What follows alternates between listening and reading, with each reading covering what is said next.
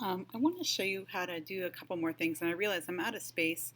This is only a 5 by 5 document, so I think I'm going to change it to an 11 by 8.5, like a regular sheet of paper. So to do that, I'm going to click over here on the artboard tool, and you can see that this pops up. But I don't know when I move it around how big this is making it. Unless I look in the bottom right-hand corner, I can actually see the size. So I could, and of course I'm like losing it there. Let me scroll down. I could just do it this way and just say 8.5 by 11. And this works, but I kind of think it's a little fussy. There we go. Like another way to do this, just to show you. So if I click on artboard, I have that, and I can click on artboard 1, and this pops up. And it actually gives me the option of changing the size. So if I wanted this to be like 9 by 12, for example, or whatever, I can customize, do it that way. I actually prefer doing that to the dragging just because I can have more specificity. So it's totally up to you. So I'm still on the artboard, so I can click off of that. And what's nice about this, just so you guys know, I'm not going to do it now for this document, but I'll show you how to do it. If I click over here, I can make another artboard, and there it is. And it looks a lot like the layers panel. So I can change the name of this. I could make a third artboard, and I do this a lot when I'm working with different layers. And let's say I change my mind and don't want these two. I'm going to hold down the shift, grab them both, and delete them. Lovely. Okay, so now that I have that done, I want to show you the difference between two really used tools here. And I'm doing this right away because this is a common issue. There's the paintbrush tool and the blob brush tool, and in a way the pencil tool. I see students do this all the time. I see artists doing this all the time.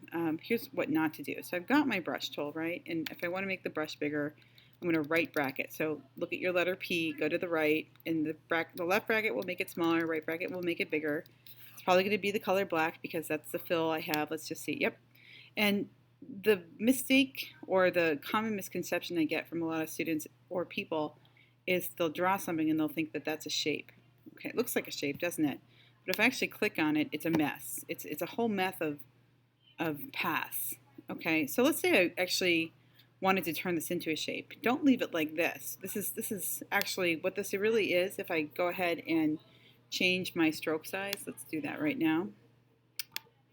Here's my stroke, and let's see if it lets me. See, it's a mess. It's not really what you think it is. But I could go to Object, Expand Appearance, and I get that, which again looks like a huge mess. But if you remember from the Pathfinder tool, this is now a whole bunch of different kind of like shapes. So I'm going to just go ahead and go to my Pathfinder tool. Let's see what happens if I click Unite. And look, it just becomes one big blob. So that's kind of nice to know. So if you ever get yourself in trouble where you want a shape that you drew with this, you can, again, let me just show you what that process was again. You draw what it is, not that this is anything remarkably amazing here, right? Draw it, and then you could select it, go to Object, Expand Appearance, and then merge the whole thing together. So that's one way to do it. Another way that's a little bit more direct is the blob brush tool.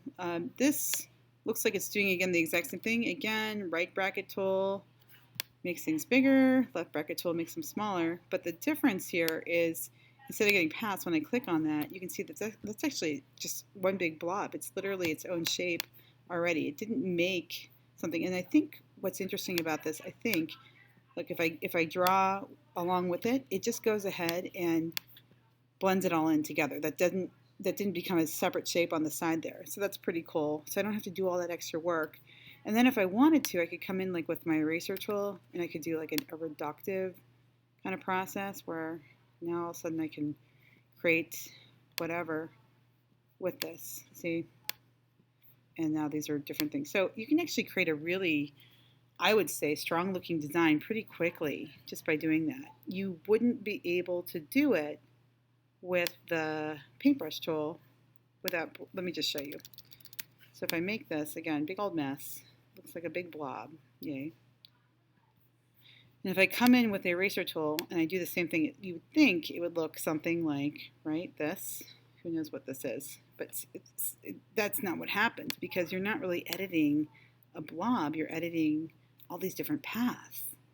It'll work up here because I've already merged that. So keep that in mind. And again, if I wanted to make this smaller or bigger, you do it. So again, I can create some really cool designs pretty quickly. You know, if I know how to manipulate my paths, I know how to manipulate shapes, I know how to combine, I can do a lot with this very quickly. It's really my creativity that's going to get in the way or not get in the way. It's going to help me fly. But I want to see that you know how to use that blob. So down here on the bottom, whatever it is, if you have some space, make a drawing with the blob tool. Again, you can hit Shift B to get to it. Just make your own drawing of something and play around with that for a little bit. And you know, feel free to use the eraser tool, which I believe is Shift E, or there it is, to create some kind of interesting design of your own. And then you're going to turn this into me today. So you're going to have an artboard that's bigger with all these different shapes on it. All right, have fun.